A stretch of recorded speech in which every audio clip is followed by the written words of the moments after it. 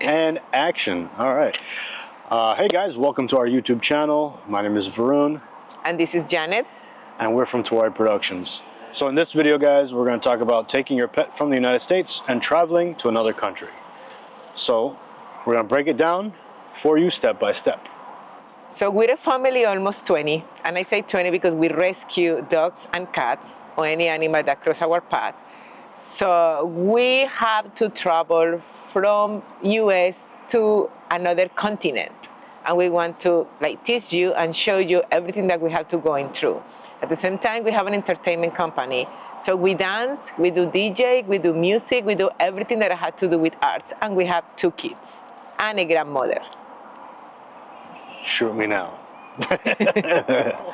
The first step is going to the USDA's website. Okay, the USDA is the agency that you need to make sure you comply with all the rules and regulations for each country that you're traveling to.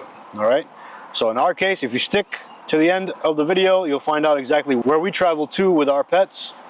So step 1, go to the USDA website, where you're going to find all the information we're talking to you about here in this video. Step 2 is finding a USDA accredited veterinarian.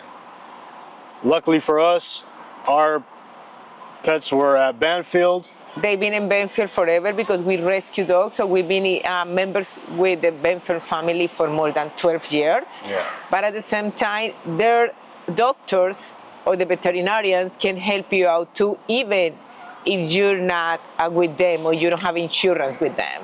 And to be honest, for us, it's been an amazing experience. Step 3, you want to gather some information for your USDA accredited veterinarian.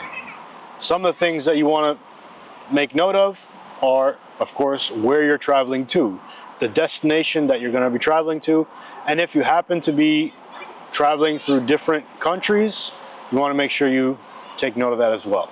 You want to make sure too of the date, because in a lot of countries, if it's too cold or too hot, they're not gonna allow you to bring your dog, and you're gonna know this at the last minute. So make sure that you know which day and which season, and if it's okay with the country to bring your pet in the kind of dog, because some of the breeds, that country, specific country, they not allow them. So you want to make sure, and to be honest, you will think that all this you're gonna find it on the internet. You won't. It's easier if you call the airline that you're gonna be traveling with and make sure that the airline is really pet friendly. Another thing that you can do is to talk to people that has been going through that close to the date that you're gonna be traveling to.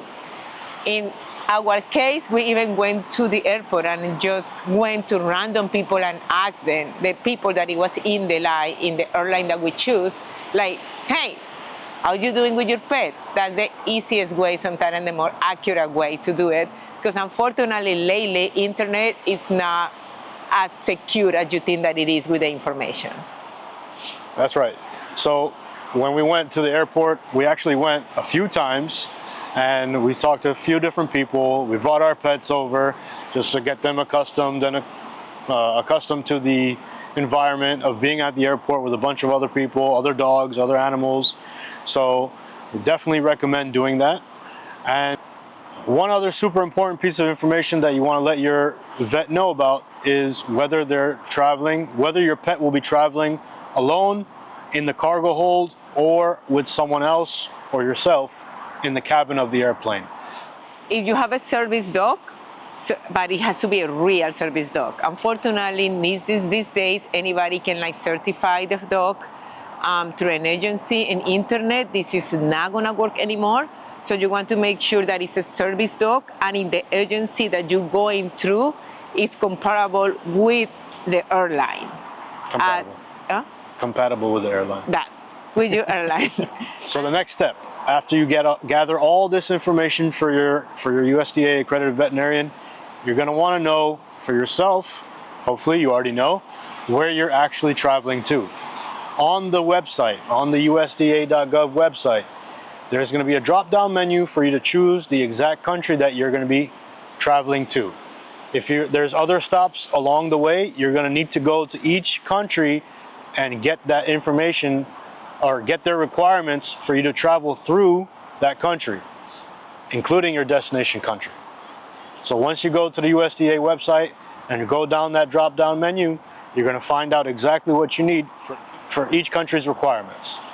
All this information we're gonna be like putting in the link below, so you're gonna be checking absolutely everything, from everything that we had to buy, the websites, absolutely everything that we did for our pets and our family. Step 4, if you haven't already done so, book your flight, okay? Booking your flight, knowing the date of departure is super important for your vet. When they do the paperwork for everything that you need, you want to know when you're traveling. Not only when you're traveling, but you also need to talk to the airline and make sure that you reserve your pet on that flight. Make sure you reserve your pet on the flight. Many times people go to the airport and their pet is not reserved. Their pet is not reserved, doesn't have a spot reserved for them. That pet will not be able to travel. In this scenario, like unfortunately, you had to book your flight first, and then after you buy the ticket is when you can reserve the spot. It cannot be the opposite. That's For right. us, it was really tricky because we have 9 pets with us. So it's not like one pet and that's it.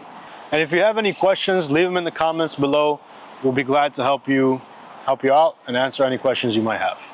The next step in the process after booking your flight is making sure you have the correct kennel or crate or pet carrier for your dog or your cat, especially for your dog or your cat. This video, by the way, is specifically for dogs and cats, as that's what we have.